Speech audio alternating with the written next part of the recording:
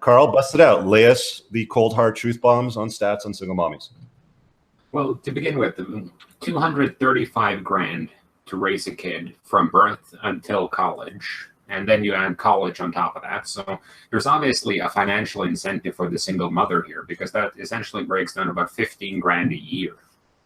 So if we go into it, there are 11 million single parent families. 81% of those are headed by a woman.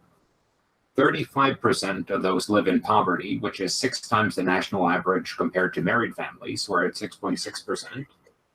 27.5% of them were jobless the entire year. 31.6% were food insecure.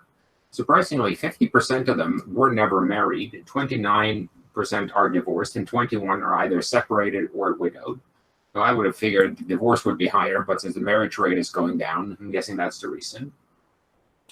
They earn substantially less. The median income for a married couple is $85,000. The median income for a single mother is $35,000. Now, a guy can live on $35,000 pretty comfortably. A woman can't. 38.8% of Black families were poor, 40% of Hispanics, and 30% of whites. 13% use food pantries. And if we look at the outcomes a little bit, 63% of youth suicides are from fatherless homes. That's from, all these numbers are from either Census, the U.S. Department of Agriculture, or the U.S. Department of Health.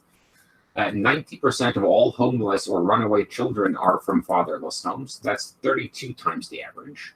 85% of all children who show behavior disorders come from fatherless homes. So if you have a girl who comes from a non-fatherless home, she has a higher probability of having DPD. So watch our episodes on that. 80% of rapists with anger problems come from fatherless homes. Ooh, I got into trouble by tweeting that one out too. 71% of all high school dropouts are from fatherless homes. Let's see here. 70% of youth in state-operated institutions come from fatherless homes.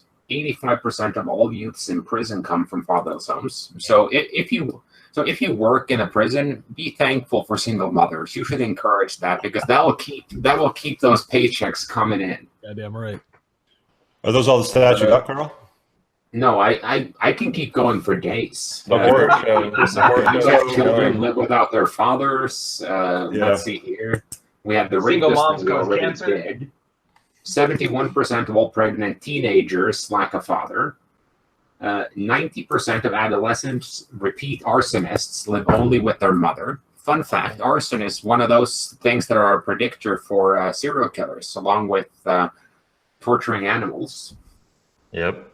Yeah. 75% of adolescent patients in chemical abuse centers come from fatherless home. 17, yeah, that was that one. Holy cow! This could literally go on for days. I mean, let me just throw this out. Let me throw this out there real quick, because when I posted a few of these stats on Twitter not too long ago, and I'm just going to play devil's advocate here, because this is what I got thrown at me, is like, well, that just shows that men need to step up, that men need to be, it's the men, and women will always say that those stats are men's faults and not their own faults, rather than accepting the fact that these are the results of a woman raising a kid in basically a handicapped family environment, where there is no masculine role model, there is no masculine discipline, and even if there is a guy in the house, doesn't necessarily mean that guy is going to be masculine enough or conventionally masculine enough to actually make affect all of this. And one other thing I wanted to drop in here is there's a great book by Dr. Warren Farrell,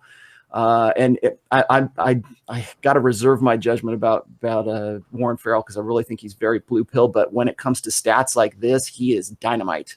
And he's got a great book out called The Boy Crisis, and all this stuff is in there, and all of the reasons for this are in there. It just takes some time to sort of educate yourself, and telling a woman go read this book is like fucking brain surgery. Okay, so I'm just going to post in the live chat Carl's stats, and before I pass it off to the next question to the panel, before we start taking questions, hang on a second, I got to put a space here for some silly reason. There we go.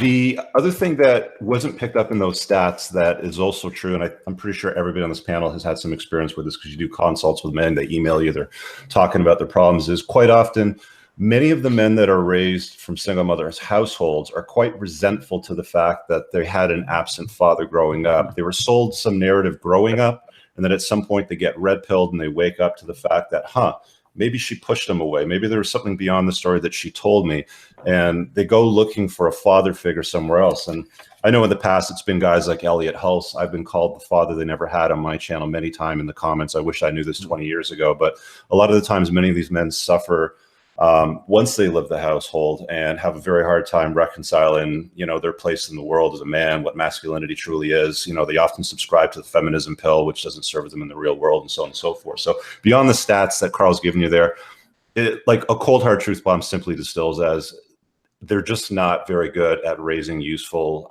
children for society. Single mothers actually create a lot of single mothers too. I don't know if you got into that stat, Carl, but I saw somewhere that a lot of single mothers often when they have daughters become single mothers themselves. So it's like they're making carbon copies of themselves.